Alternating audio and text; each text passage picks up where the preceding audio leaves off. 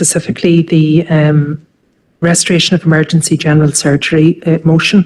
So I would highlight just to members, firstly, Chair, we have received a response from the Finance Minister who has indicated his willingness to engage in a discussion on those matters relevant to his department. And so that element is for noting if request that.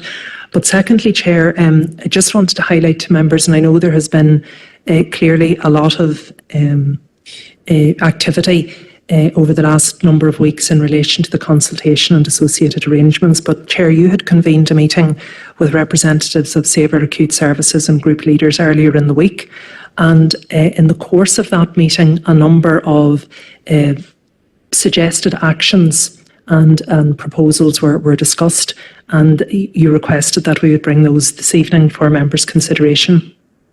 So firstly, Chair, while members, I think, have done this through our consultation response, Save Our Acute Services would be keen that the Council would formally endorse its roadmap for the retention of services and also the reinstatement of emergency general surgery at South West Acute Hospital. It's very much consistent with the terminology and language that the Council has also been using in our work with ICLRD. Secondly, Chair, there was a general consensus from those in attendance, including obviously our councillors, that we should now be writing to the Western Health and Social Care Trust and also copying that to the Minister to request that the current consultation is paused until a full vision document setting out the future sustainability, the future sustainable development of the hospital with the appropriate provision of services, full services, is completed, is consulted upon, and obviously has input from key stakeholders. And finally, Chair, that we would continue to cooperate with the campaign, but with other interested groups on data gathering and information sharing as we seek to inform our responses to any future consultations. And then finally, Chair, members will recall that when the temporary change was introduced, we had been asked to seek legal advice as to what remedies may be available to the Council, and we did that at that time. And I'm not obviously breaching any of the advice given at that stage, but it certainly now, in my opinion, would be timely for the Council to refresh that advice in the context of the move towards a permanent decision, which has now been communicated. So that's really the summary, Chair. I hope it's an accurate reflection, and I know you convened the proceedings. Yeah, I had a very good meeting in the past couple of days with SOAS, with the team. I want to thank the group leaders who were able to attend. Adam's going to be one of the first speakers here. Adam was in attendance. I'm not going to name those who were and who weren't, because everybody's committed. Everybody's committed to this. But just this is the roadmap. It's a very, very good document, and everybody should equip themselves with this document. It's ensuring a sustainable long-term solution for all hospital services in the SWA catchment area. And again, the cross-cutting nature of this and the rurality of the area concerned, we need to all be familiar with the content of this. It's well researched, well written, and it's something I think we can all endorse. I'll go to Councillor Gannon first.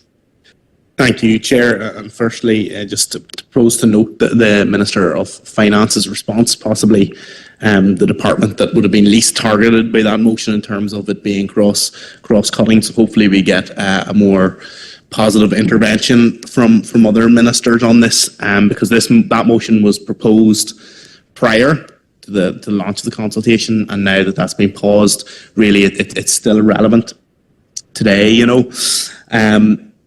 I think we need to be asking the Minister for Health, Mike Nesbitt, to get more actively involved in this. It was good to see him finally take an interest in the matter and finally intervene. We've been asking for that for a long time. Basically we've been asking it since it was Robin Swan and the executive came back in. There's a couple of other, I'm happy to propose the suggestions Alison made there. There was a couple of other points. Obviously I had to jump out of that meeting slightly early, Chair. But those couple of things would be one that I would like to propose additionally, that we write to RQIA to ask them to conduct a review of their recommendations, because the Trust have said basically everything across the board was green, every recommendation was met. I would be interested in an independent review of those and an independent position on those, because it's paused, this consultation, so we need to keep working and try and get as much together as we can. As well as that, Chair, I think I would like to propose that we as a council do endorse that roadmap. As you said yourself, it's a very, very good document. It is all encompassing, and as Alison has said, it's very much in line with everything this council has been doing and saying and working towards. And it's about more than emergency general surgery. I'm pretty sure most, if not everyone here, has read it at this point. But it's a very good document as well. But my final point, though, Chair, is whilst this consultation is paused, it really needs to be the start of, one, the Minister being actively involved, and two, the start of a process by which there is a clear, coherent plan and vision for SWA. It's such an amazing hospital. It has amazing potential.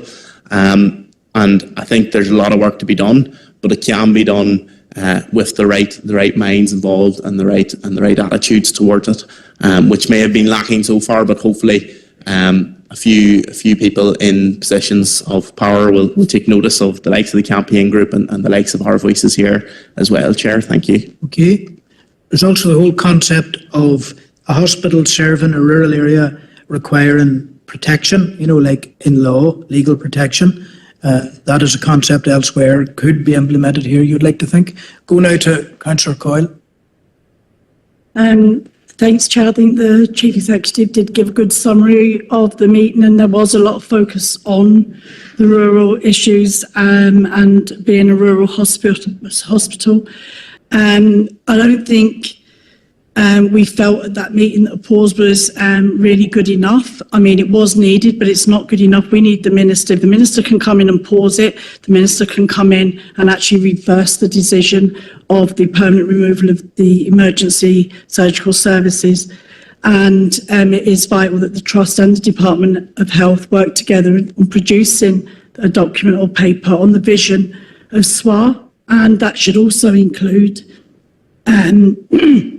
although we didn't actually talk about it on that day because we focused on emergency surgical services, but I think that vision needs to include mental health facilities and services in our council area as well, because I was at a meeting earlier today and it's just shocking what people are putting up with, and we need more. Okay, thank you. Councillor Riff. Thanks, Chair, and yes, happy to support the proposal. One thing, if people are willing to, is just to add to that, we mentioned the vision map required before the reinstalment of any consultation. I would like to add to that, if possible, that part of that vision map would have to include a roadmap for the steps to the restoration of emergency general surgery, because that's one part that it's simply lacking. There's no plan in place from the Western Trust as to what or how you would bring back emergency general surgery, based on the fact there is nothing there at the minute. And that is a substantial gap in an actual proper consultation, because how can you determine whether the permanent removal is appropriate if you haven't even looked at how you would restore it? So if we could add that, I would be appreciative. And I am put on record to say glad that the Health Minister intervened, but I would like to point out that the Minister had previously stated that it was not appropriate for him to intervene in the process. So he's gone against his own previous statement, but in doing so, he's actually proven that he can intervene. And in this case, he really should be intervening beyond what he has done now. It hasn't got him off the hook for stepping into what was already kill a dead duck. That consultation process was for the scrap heap anyway. So he got a nice wee win out of that. That's fine, but we need to be looking at the long term on this. He's proven he can do it, and in my opinion, he should be doing it right from the off for the entire consultation process. Thank you. Okay, Councillor Warrington. Thank you, Chair. Well, certainly the Minister's intervention installing the consultation has to be welcomed. There's no doubt that the Trust made a number of mistakes, and which undoubtedly knocked public confidence. The ball is now very much in the Trust's court, and it's now very much up to them to come forward with this vision on the way forward. I don't think there's any point. We're all, as I stated at that meeting on Monday, I'd like to think that we're all in agreement here within this chamber, and I certainly don't think there's any mileage in us starting to try to point score and slag off some individuals.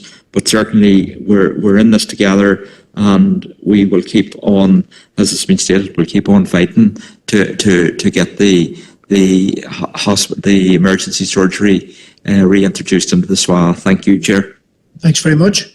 Okay, I think all of the proposed actions are agreed, members. Okay, I'll go to Councillor Evans here. I just declare, Chair, on that. I think there's a proposal for a letter to go, so just declaring that most recent item, really.